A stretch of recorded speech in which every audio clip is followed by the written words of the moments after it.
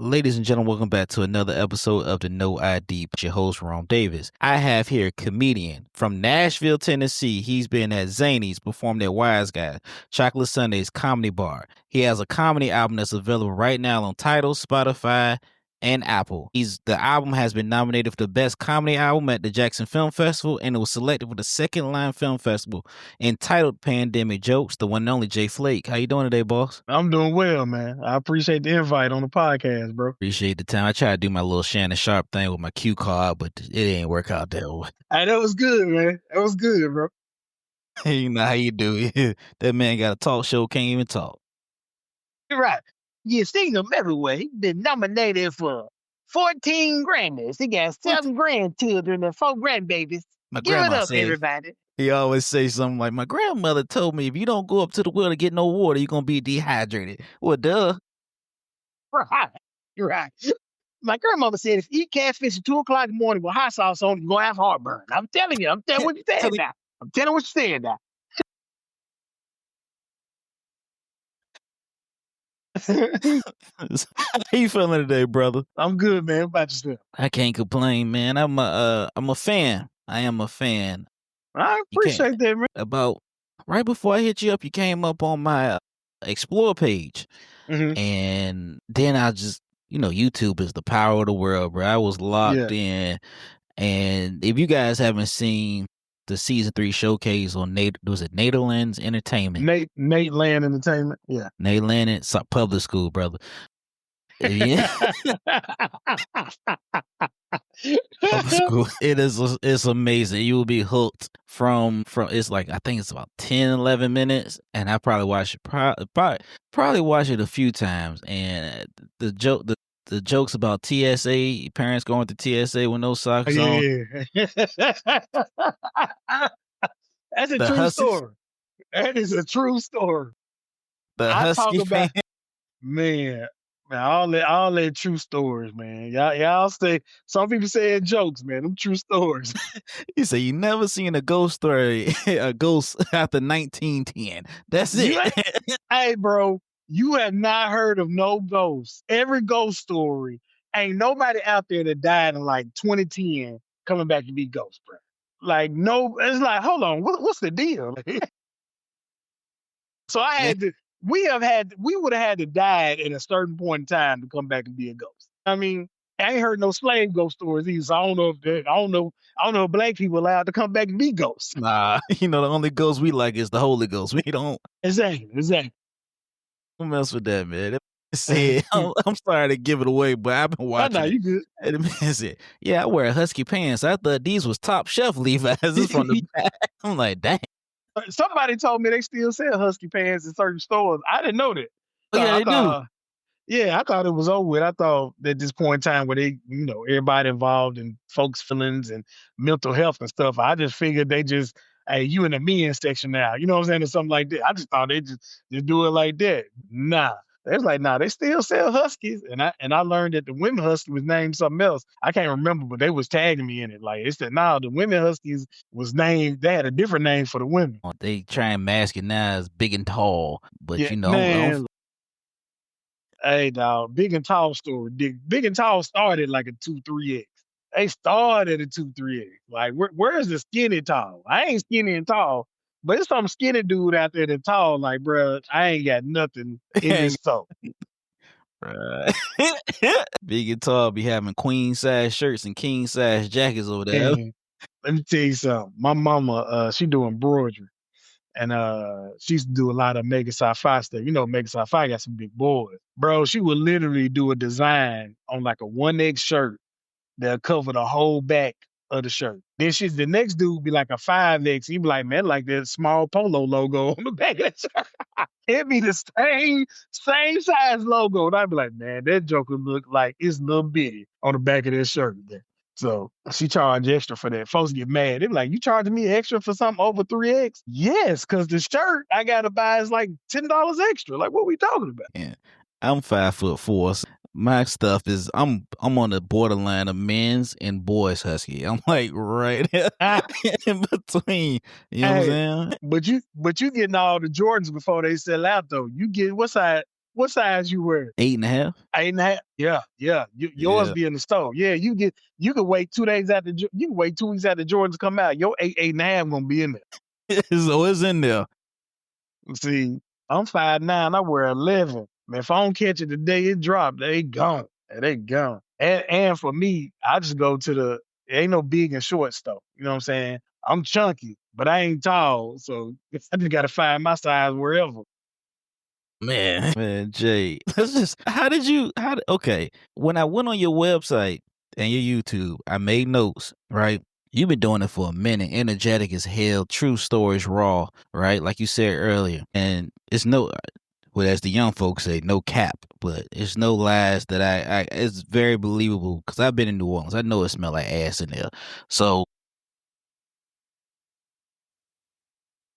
nice food, good scenery. Man, What but it it's smell like stank. it stink. Like, how did you get your start in the comedy, and what was your reason behind getting into comedy? Man, I always enjoyed comedy. Watched Def Comedy Jam as a kid, and I used to love watching Comic View. People remember Comic Views come on BET. I used to watch Comic View all the time, and none of that led to me to be a comedian. But I used to but I used to do stuff around the house with my parents. Like I'd cut up, I'd mock family members. We be out. I might mock somebody. We out, and none of that still led to me doing stand up. What led to me doing stand up? Because it's weird. Because it's like all the signs was there, and I don't know. The Lord was just like not yet, or either it just never crossed my mind. But I work in corporate, so I was somebody was training me at a new job. It was an older black lady and Miss Henrietta, and I'm in there cutting up, trying to. Because to me, training be boring. If anybody know when you start a new job with you been there about to fall asleep. So in between time, I always be cutting up a little bit, bust a joke here and there just to keep myself awake. And she told me, she was like, you done missed your calling. I said, what you talking about? She like, you should be a stand-up comedian. I was like, I ain't missed that calling, but that's the first time anybody ever said it to me. And I was like, no, I ain't missed that calling. So what I did was I asked around to some people, like, how do I get into comedy? I didn't know a dude I went to high school with was running an open mic. So somebody's like, you ought to reach out to Brad. He do an open mic. So I reached out to him and I was like, what's up, bro? Like, I heard you do comedy now. Cause he was doing music. He was rapping before and then he moved to comedy. And I heard you was doing comedy. He was like, yeah. And I was like, somebody told me hit you up about doing open mic. He was like, bet. You got 5 minutes. I was like, I guess I hope so. And he's like, all right, holler at me. I think it was that same week, night, the next week. He said, it was that night he had it. And he was like, come the next week, I got you. So I just wrote down like 3 jokes, man. And I was like, all right, I went and I told my wife, I said, if I got half the people laughing in here, I keep doing it. If I don't have half the people laughing, all right, I tried it. I'm done. I went in there with the 3 jokes, told them 3 jokes. I had about 75% of the crowd laughing, and it's been on ever since. That's it. I like how It's you been on said ever since. Def Comedy Jam and Comic View wasn't the reason, because bro, I get people up here that laugh all the time. Yeah, man, I was watching Def Comedy Jam. I'm like, bro, you 22, my guy. Yeah, it's because it's crazy. I tell people, they really tell me about, asking me about comedy. And I used to watch all of that, and none of them made me be like, I want to be a stand-up. It never happened until Miss Henrietta said it that day, and I was just like, let's give it a try, see what happens. I was like, boom. I guess it was always in me. I guess somebody had to say, hey, bro, you should be doing this. Yeah, you should. You should, man. Like the creativity behind you is fucking genius, bro. I'm not I gonna lie to appreciate you, it. man. Now you had you had a comedy album out called Pandemic Jokes. I'm guessing by the title, it was Yeah. recorded in the pandemic. It was recorded right after, toward the end of the pandemic. It was recorded. It was recorded then. That's back when I was doing blue comedy, y'all. So anybody who see this, they be like, hold on, the comedy I seen ain't been. That was back when I was doing blue. I done switched from blue to clean now, but I recorded it back then. It's a video to it that won't see the light of day. But the audio is out there. The audio is out there. And it is right. I did put it in film festivals. The visual is out on those film festivals. And I got nominated and all that on the film festivals. However, it was an issue with the final cut of the video that lasted way longer than it should have. So by the time it got rectified, I was like, well, we way outside the pandemic now. So I mean, I'm not dropping it. I mean, that was my call. Like it's old, you know what I'm saying? Like you had jokes in the pen, it's for that time. And after we had all that stuff rectified with the person who did the video and who gonna get credit for this and that and all that, I was like, man, it just ain't gonna see the light of day. The video ain't because it's just too old at this point in time. So I come out with a mask on and everything. You know what I mean? So it's like all that stuff. I mean, it's a wrap. Yeah. Yeah. How was the pandemic comedy? Like, how was the experience in comedy during the pandemic? 'Cause I remember Zoom shows. That shit was wild. I did my first corporate show during the pandemic, and it was on Zoom. So they was like, you know, we used to have it was for Black Microsoft. I think it's the name of the group. There's a lot of Black IT people that work for Microsoft. They got like their own little group or whatever they do stuff. And they was like, yeah, we trying to have this, you know, this conference or whatever. And since you know, can nobody come in the office due to a pandemic, you know, we like have a comedian. It was on Zoom, so I was able to do that, and that made me like start making me start like clean up jokes because you get paid, you know, you get paid the corporate money doing comedy. Hey, Changed your life. hey. So so I had a few of those where it was Zoom shows. We had some other shows that was like underground shows where basically, you know, didn't nobody really know. If you knew, you knew. One of them type of situations where we had gathered a whole bunch of people in there and do it because we had regulations on how many people, this, that, and other. And then at Zany's, my home club, they would spread everybody out. So it'll probably be at 60% capacity during the pandemic. Instead of filling out, they'll do like 60% and spread everybody out. Another show, because we had the comedy bar here during that time as well, and they had a patio. So I would do a lot of shows out there in the patio. So I really got my chops up during the pandemic because a lot of comedians wasn't coming out or they were scared to come out. And then the ones who we was getting work out the yin yang because it was like, hey, we'll come out and do the underground show. We'll come out and do the patio show. You know, of course, we was using Lysol and sanitizer like crazy, but it was like, I'm gonna get it. And I was able to get my chops up and able to get in some rooms that probably normally I wouldn't be able to get into. You know, a headline a weekend. I wasn't a headline at the time, but I had like 40 minutes, 45, and I was able to do that. So that was able to grow my comedy during the pandemic. So that's why I felt like I need to get all this stuff out because I did have a lot of jokes during the pandemic about the pandemic because to me it was stupid. It was like the rules y'all telling us, y'all told us to do in preschool. Wash your hands, cover your mouth, wipe your nose, don't sneeze on people, don't touch people. That was the rules of the pandemic. For some reason, like we lost that during the pandemic, and you know, don't stand so close to people. Like this is all the stuff y'all taught us in kindergarten, first grade, and we got to go back to them basic rules to keep from giving everybody this disease. You know what I'm saying? So I had a bunch of jokes about that and stuff that was going on in my personal life at the time. So I felt like I really need to get that stuff out. So it's out there on audio. Jokes I don't even tell no more, don't even touch no more. Um, but the visual won't see the day of light. I'm sorry. Unless you was at those film festivals, that's the only way it was seen. Man, the pandemic was a crazy time. I was doing Zoom comedy. I was doing, I forgot, it was some app up there called Curtain Call or something I was using. Mm, And that was a interesting time. It was actually one of the best times for me as a comedian anyway, because it forced me to sit at home, write and yeah, study. yeah. It forced me to get better. So that was like my peak. And the comedy clubs here, they was just shut down. Everything was shut down. When they finally opened up, they were serving bottles of waters and chips. Yeah, just water and chips. That was it. Water and Gee. chips. Mm, School, and that after school, school. right? That's that field trip lunch, ain't it? All they needed was the sandwich. Right. Man, we was going through it over in comedy in that thing.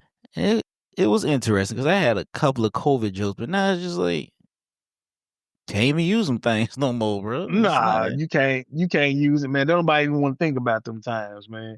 That's the crazy part. Don't nobody want to think about them times because a lot of people, you know, passed away during that time and all that. So I'm gonna tell you what's crazy. Like I did all them shows, never caught COVID until I got invited to a Christmas party at the comedy club. So I was in and out of comedy clubs doing all these shows in person, never caught COVID. They said, hey, y'all, we're going to have a Christmas party at the comedy club at Zany's. We had a Christmas party at Zany's. They're like, for the end of the year, we're going to throw a big Christmas party. All y'all can come. Went to Christmas party, caught COVID. I was so hot. I was like, so I did all this, never caught it. Went to one Christmas party, caught COVID. Correct. I caught COVID at work. That's The crazy. first time. Second time I caught it, I was at work. And the last time I caught it, I was in California. And I must have caught it before I even left Virginia. I was dying in the airport in Atlanta. I was like, yo, this ain't it. I don't think I'm gonna do the show. This ain't it. I never had so many medicine balls from Starbucks in the air. I was dying. I was like, nah, this ain't it. So you caught it 3 times, man. I caught it 2 weeks after I got the vaccination because my job required me to get the vaccine, and I caught it 2 weeks after. I was like, man, what the man? I was like, I should return this shit, but it's all good, man. Man, look, let me tell you, and mine wasn't even that bad. Like, I didn't even know I had it until my wife had cooked me some breakfast and then brought us some orange juice. Because I was working from home. So she brought me some breakfast and orange juice. I'm sitting here eating like the bacon and eggs. I was like, I don't even taste, like, what's going on? So I got the orange juice, and you drink some orange juice, you're going to taste that orange. I drank the orange juice. It tastes like straight up water. I said, yep, got COVID. I said, I got it. I said, I got it. I said, I can. But outside of that, I was fine. I didn't get sick with no coughing, sneezing, fever. I just couldn't taste and smell. That was it. I could do taste and smell. When I caught it, funny story, because people don't know this much, but when I caught it, I got tested 2 times in a day because I was like, ain't no way in hell I got this. So at the time I was staying with my folks, I was scared because in the news, if you're over 60 something, you're going to die with it. I ended up getting a hotel at Red Roof Inn. In order for me to taste something, I was licking my deodorant to see if I was able to taste. I started losing my mind. I was licking deodorant like ice cream. Degree has a crazy taste to it. Anyway, I was licking deodorant in the hotel room. I was so scared. This man said he was licking deodorant, bro. I was licking my deodorant. Hey, if somebody would have seen it, they was like, hey, we got to get these junkies out of this hotel. Who keep allowing these crackheads in here? We got somebody here out here licking deodorant. What is going on? Licking deodorant, smelling it. Like every couple hours, I'm licking it, man. I'm like, I'm dying. The COVID wasn't killing you. It was the deodorant that was killing you. I've done this before. I'm taking Sensodyne and like, I can taste the mint. Like I'm squeezing in my mouth and shit. Because I was so scared, bro. And yeah, the next thing you know, all the people in the house caught it. Everybody. Everybody. I was like, damn, I brung it in the crib. I should have just stayed licking deodorant at Red Roof. Yeah, it's the only way I found out it was over. My wife wouldn't let me leave the room. She was like, nope. She was treating me like a Celie on Color Purple. She'll leave the food at the door and knock on it. I open the door, she gone. Food just sitting there on the floor. So the only way I realized it was gone, because I was sitting in the room, I ain't gonna lie. I didn't shower for like 2-3 days. Because I was just in the bedroom, like I'm not doing nothing. I'm just sitting here watching TV and working. And boy, washing dryer had went out. No, the dryer had went out. And she was like, look, you can leave the bedroom when everybody go to sleep at like 11, at like 10 o'clock to go find out what's wrong with the dryer. So I pulled the dryer out, I jumped behind the dryer and I sniffed. I said, man, what is that? I said, man, these dirty clothes, funky. So I was working on the dryer. I'm fixing it. I jumped back over the dryer, push it back. I said, golly. I said, man, it's something here. And I did like this. I said, that's me. I said, bro, I got that shower so fast. I said, well, I'm done with COVID. I said, I'm over here stinking. I be telling my wife all the time, I said, my funk cured COVID. This man is musty and I'm licking deodorant. I can see how they say humans are meant to be around people, regardless if it's your family, girlfriend, you meant to be around people. Because that whole week I was in here, I was like, ain't nobody really talking to me. I'm just in here. I ain't taking no shower. I ain't care about nothing. I ain't shaving my head. I ain't taking no shower. I ain't doing that. You got left alone a few days. You end up licking deodorant. You end up losing your mind. That's what happened. You end up losing your mind. All I had was Tubi. I didn't have Netflix at the time, so you can imagine the rabbit hole I went down in Tubi. But that was Damn, that was an interesting time, man. I Yeah, it ain't was a you. crazy time. You the first person on air that heard me say that I didn't lick deodorant in a hotel Damn, let me room. tell you something. That is crazy. I gotta taste something. You know what I mean? I Hey, had ate, and I was like, and then I'm like eating toothpaste. Like, I gotta taste something. Something gotta happen. I ain't hey, lose bro, no you could have senses. just went and got peppermints, man, and that would have did the trick. You could have went and got some black licorice. You could went like anything like that would have did the trick. An onion, anything. This fast licking deodorant is crazy. But I like was I in a said, you get to being by yourself for so long, ain't nobody really talking to you. You ain't seeing nobody. That's what happens. You know, losing yeah. your mind. I think I was like, it's whatever. It's whatever. At that point, I was like, damn, because nobody was answering the phone. And I'm in the sketch neighborhood at that. I'm like, bro, I can't fight for shit. Like, I'm just like, I'm like, I ain't about to go down the street to go get nothing to eat, man. I done ate on the way over here. I'm going home. I had my sister throw my clothes outside. You know, it's crazy when Man, you ask people to give you something, some clothes, something. They always find the raggediest clothes that you ain't right. never worn in years. I done been out of AT&T for over 5 years. They done found AT&T uniforms with the logo on 'em. Like, where you find this at? I ain't seen this in years. The whole shirt up there, best service, 4G, Samsung S4. I'm like, hey, no way. How you find this shirt at? That man said I ain't worked at AT&T in years. I know this wasn't at the top of the pile. I know I it wasn't. know. You had to search for that shit. Huh? Right. Neck and the collar all pulled down to your chest. Polo shirt, the collar all scratched out. I'm like, man, Right. I don't even wear this no more. What find this at? And they got the Oh, nerve to give me some sweatpants. I said, the AT&T collar shirt don't even go with sweatpants. I'm already licking deodorant, eating toothpaste. Now I gotta walk out and check out in this outfit. Man, I left my kid the room and just walked in. I was like, they ain't about to see me. hey, they had you out here looking homeless, man. A collar shirt and some jogging pants. That is the homeless attire right there, man. Just struggling. That is hilarious. Laugh at my pain. That's all you can do. Cause that the whole. I'm sure we don't have the work stories. I'm sure somebody We out there. don't. I'm sure somebody's out there. Yeah, in the pandemic, I was out there doing some wild stuff. You know what I mean? I think the wildest thing I did was I got so hot. I walked outside in a wife beater and but basketball shorts because it was like I go with COVID New Year's Eve, 2021. I walked outside. It's cold outside. I'm like, oh man, this feels so good. I know my neighbors think I'm something off me. I said, this is just Yeah, it made insane out here. they look. I live in a white neighborhood. I'm like, yeah, I know they think yeah, I'm just walking down the street, just jolly, but it's all good, man. I'm glad I ain't had none of that. I just lost smell and taste. That was it.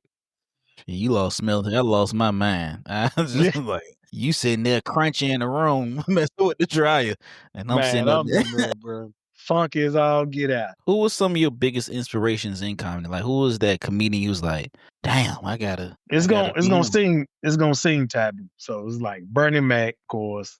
Mm-hmm. Yeah, I used to really love watching Sid.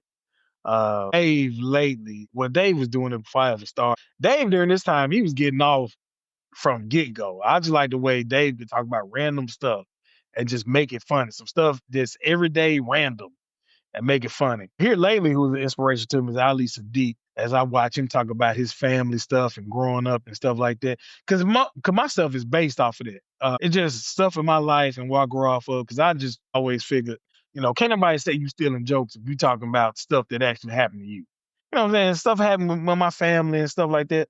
You can't say I stole your joke and I really experienced this and it's my family stuff. You know what I mean? Mm-hmm. So I really love Ali Sadiq's style with the storytelling, this, that, and other. So he's been an inspiration lately with that. But yeah, those are the ones. I'm not finna get on here and say some Richard Pryor because I wasn't old enough. I'm not finna say Eddie Murphy. I only saw one. I saw Eddie Murphy acting more than I saw stand up. Like when his stand up came out, I couldn't even understand what was going on or what he was talking about. So I'm not finna be that taboo with it. So the ones I seen when it came to my Comic View days, Def Comedy Jam, Bernie, Sid, Dave, you know what I'm saying? And like I said, Ali Sadiq here recently has been an inspiration for sure. For sure. Especially from the business end from Ali. From the business end, I would love to just sit down with him one time and just go over the business of comedy. he has, man, he been doing this thing from the business end. Yeah, yeah. They won't give him a Netflix special, but this man been dropping he For dropped like 2, what? 3. Yeah, for He was what? like, He "For don't what?" need it. This He on man YouTube killing. And I seen man. Domino Effect on Hulu. I don't know how long it's been on there. When I logged on last week, I least the Domino Effect, and that's on Hulu now. So he done got made all that money off YouTube. So this how he do it. If you don't know, or if any fan out there listen don't know, he'll drop it on Patreon when he get done with his album, the special. Whenever he get everything get edited, cut up, he drop it on Patreon, and you can get it for like $10, $15 a person. All right, so you make all the money from Patreon from doing that. Then you drop it on YouTube, and then he gonna get paid from YouTube from all the millions of views that he get on YouTube. And then now he done sold Domino Effect 1 on Hulu. So that's another check. So off that one special, the first Domino Effect, he done got 3 different checks and dropping them in different times, which is crazy. And he making a killing off of it. I ain't count the man pockets, but I'm just going off what he say his process is. And he said he making good money off doing that process. So One of I the ain't great mad at him. He's one of the greatest storytellers, and I hate to say his Me. person's name, Cosby was a good storyteller as well too. Hey, I say Ali is the greatest out of seen for the fact that you done dropped Domino Effect 1, 2, and 3, and they all run together. It go from one age to other, like it could be a movie. This I said when I first watched those, I said this man done made a comedy album series that could be a movie about his life. You can't watch 2 without watching 1. You can't watch 4 without watching 3. You gotta watch the previous one to even understand what's going on in all those domino effects. I said I ain't never seen that. I heard that before in my life. Not in comedy. Not in Not in comedy. comedy. That's Not in crazy. comedy. It's a genius man. I seen Ali perform a few times here in Virginia Beach, and I'm actually supposed to see him in November, and I do got to give him his flowers, man. Hopefully, if Ali ever listens to this interview, he comes on the show. Let's at least let one of us get a guest spot. Yeah. I ain't gonna lie. I sure done hit him up about a spot. I said him and Marcus Wilder. I did both of them up by, hey, can your boy get a spot? And he I ain't just got no put responses, but you know. I ain't got nothing either. I might get blocked, but he just I think he just released Patrice O'Neal special on his YouTube channel. Yeah, he bought it and then he just released it. Yep. Yeah, that Yep. was He bought the rights to his special. Yep. damn. So he getting that paper. Caked up. And he ain't done dropping special. That's the crazy part. He ain't done dropping special. Mm-mm. He said he got Nope. like 3 more he gonna do. He getting it. You getting paid because he's touring doing it while he's on tour, so he getting Yep. paid from the tour. Then you put Yep. it on Patreon, YouTube, and then selling it to like a Hulu too. And I Mhm. know he got a couple. Him and Marcus got one. They stuff some of their stuff on Tubi. Yep. Hey man, that's likely Hey, wave in the hey, future. you gotta go where the people are, man. You gotta go where the people are. Wherever you at. If you ain't got Tubi, if you ain't got Hulu and you got Tubi, I'm dropping it there too. You know what I mean? You gotta go where the people are, make that money. That's it, because Lil Rel just had his special come about a couple of weeks ago. The first Tubi special, original Tubi special, that Yeah. is. And that was actually pretty decent. Is there a Earth, comedian? I forgot about Earthquake. Earthquake just dropped special Netflix too. And he's one of my inspirations too. Earthquake. He just dropped one on Netflix. Yeah, I think it's the second one up there. I think it came out either today or Tuesday. Tuesday. It came out on Okay. Tuesday. Is there a comedian that you work with that you was like in awe? Like, just like, man, this person here is a beast. Like the way that they maneuver the crowd, the business behind the scenes. It probably be a little controversial. Andrew Schultz. I got the opportunity to open up for Andrew Schultz when he came to Zanies. So it was inspirational to watch him and how he worked because his kind of unorthodox the way he do his comedy, and it was just amazing sitting and watch him the way he can control the crowd, the stuff he do, from the business end of it. Because I was able to hear some of the business end of it when he come back, and then we just sitting around talking. So the way he was able to rise up and come, the stuff he was doing on Instagram, he was mainly, and I could be wrong, but he was mainly one of the first ones that were just clipping up their jokes and just putting stuff out like every day, every other day, every week. And he was just putting stuff out on Instagram and Facebook and YouTube. So it was just amazing to be with him and see how they. Matter of fact, when I opened up for him, it was during the pandemic, and he went and wrote a song. He got a song called "Open Her Up," and he was talking about the pandemic, like we need to open everything back up. So it was just amazing just to see how he move, operate, think about jokes because we would sit back there and have a conversation about something, and you think it's nothing. We just back there just chatting it up. 15 minutes into a set, what y'all was talking about backstage, that's what he making a joke about on stage, and it worked. And people were like busting out laughing, and I'm like, that's crazy. So I don't know if he had the joke already and just asking you about something. You know how some comedians will test their joke on you in conversation, and you don't know it. You Mhm. know what I mean? So, I mean, it was just great to see that writing process. I was able to sit with Akash as well when he came back through and he was recording his album. He one of the people I was able to see like get prepared for an album, go over stuff. Because it was just a two-man show. It was just me and him. So, I'm back there timing. He was like, how long was it? I said, oh, you got done telling jokes for like 55 minutes. He's like, I got to find 2 more minutes. Or he go over, 2 minutes and what he want and be like, oh, I got to find a way to shave this down. So just being in a room with him and watching that process of doing the album and, getting it to the point of I need the exact minute. I need this recording to be 58 minutes and just trying to find the jokes to be right at 58 minutes and what he need to cut back, what he need to add on. Like that was great too, just to sit back and see that. You know what I mean? Yeah.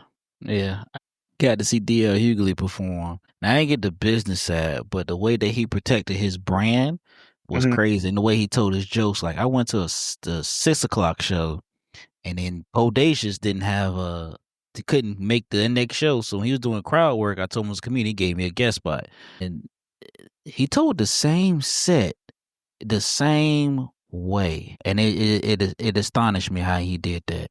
Now behind the camera, he's just like, man, just keep going, baby boy. I'm thinking he's supposed to drop some jewels on me, but I'm like, That man, might he be a king because of he comedy. Yeah. It might be because he didn't know you. You know what I'm saying? It Uh, might be because he didn't know you. But some people, it just depends. Some people drop them Jews on you, and then some won't because they might have been hurt by or because green room conversations as comedians like you and I, whatever said in the green room saying that.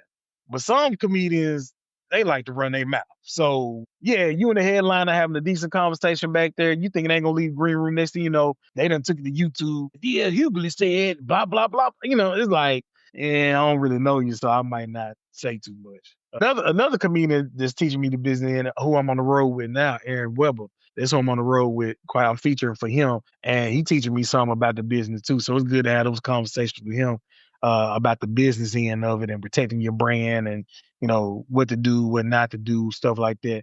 Because a lot of comedians don't share, that bit. You don't know about it until you in it. yeah, You know what I mean? So I suggest any comedian, if you run across an owner of a club and they just in the green room talking, and just stop what you're doing, just sit and listen, because you probably about to learn something.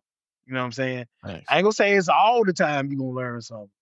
But it's a good chance you gonna learn something about the business if an owner of a club, manager of a club, or somebody who's been doing it for a long time and just sitting in there talking. Because sometimes you ain't gotta ask it. Sometimes they just get to talking. And you just sit back there and just listen and just soak it all in.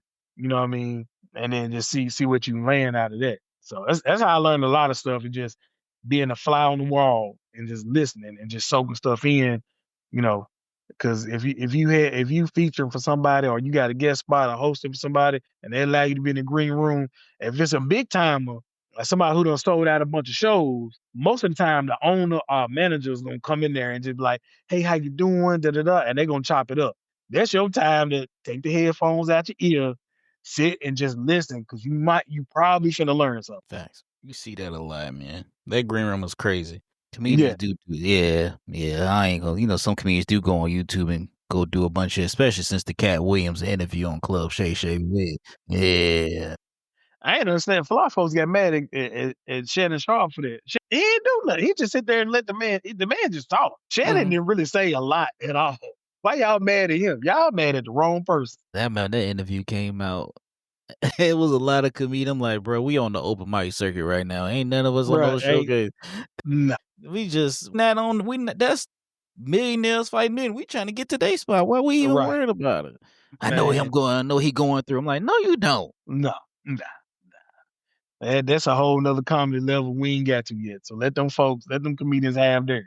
Before we sign off on this interview, once again, Jay, I do appreciate you coming on and doing the interview, bro. It's been a blessing. Because one of the things I do like to say, because I'm very humble, is time is an expensive thing that you can't get back. So you to allot me, 45 minutes of your time is, I really appreciate that, man. I really Man, I do. appreciate the invite, man. I was surprised.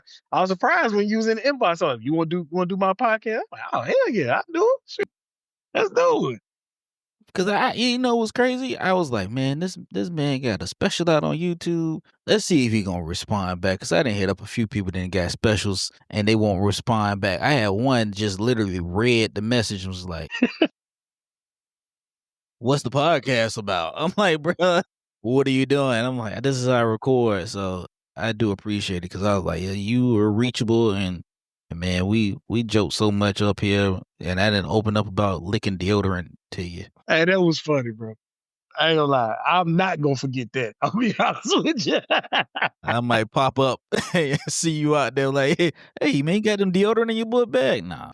Hey, them folks need to give you a commercial for that. Bro. You need a sponsorship from whatever brand that was. You need a sponsorship. Degree. It was Yeah, degree. degree need to be sponsoring this podcast, bro. Hey, man.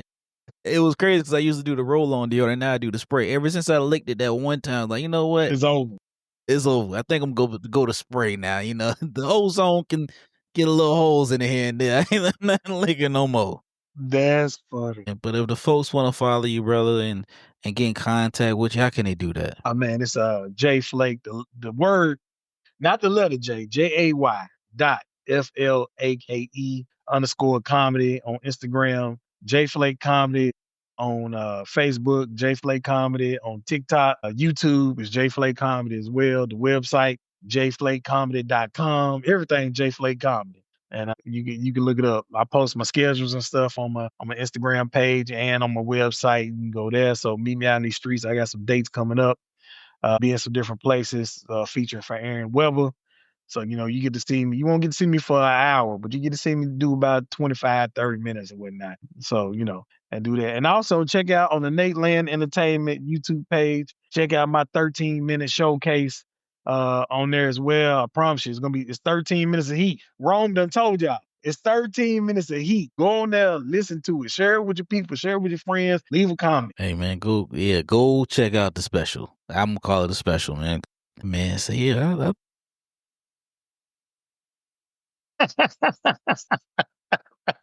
That's a true story. True story. My daddy little. My daddy, he probably weighed 15 pounds more than what he weighed in high school. That man's 70 years old. man said, yeah, He mom. little, man. Y'all went through TSA and your mama took her shoes off, ain't had no socks on.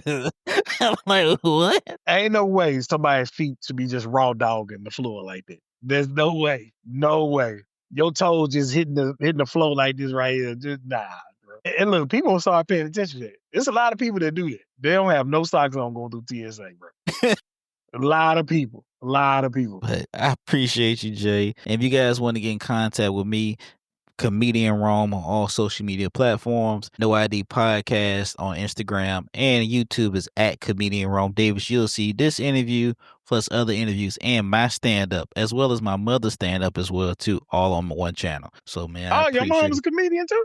Yeah, man. Oh, y'all got a family business going on, man. That's fire. Hey man, she just don't do open mic. She's like, I gotta watch Matlock. I'm too old for to go out there with y'all. I can't do all that smoke in the area. I'm like, That is hilarious. I be trying to get her out there. She's like, nah, man, I did a show Friday. I said, you want to come? They smoke weed out there. I can't be around that. Well, you got it.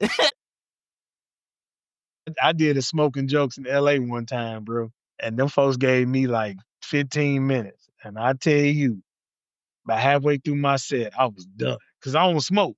So I got high. Everybody was lighting up. The whole room filled with smoke. I caught contact.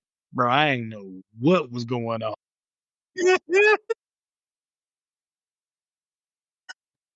I did a cigar lounge last week. I did a cigar lounge. Black-owned cigar lounge. I used to smoke, but I just couldn't do it. They had CBD cigars, people ordering. I'm like, how you ashing your cigar with next to the chicken wings? I went up. I went up first. You know etiquette. You know you got to stay the whole show. Take Yeah, the picture after the show. I was in that thing like, bro, I stink so bad, and I'm in there just cause right behind the comedians, we weren't smoking, but the ones that was behind us, they was just pop pop. yeah. There's just the smoke just coming out. Man, I was like, I'm about to drive home my drawers, bro. I stink so bad. No, I almost stank my car up like this, bro. You know how it is. You got to roll with the windows. Yeah, yeah, yeah. It'd be the worst. You get home and you just smell the smoke on you, bro. It'd be worse. Yeah, man. It's my homie talking about go get a Vicks shower tab and take a shower, clear your sinuses. I said, man, my sinuses is done right now. You know what I mean? Nah, it's a wrap. Yeah, It's a it's a wrap. wrap. We good. We're good. But Jay, I appreciate you, brother. We're going to sign off, man. All right, appreciate you. Thank y'all, man. Thank you.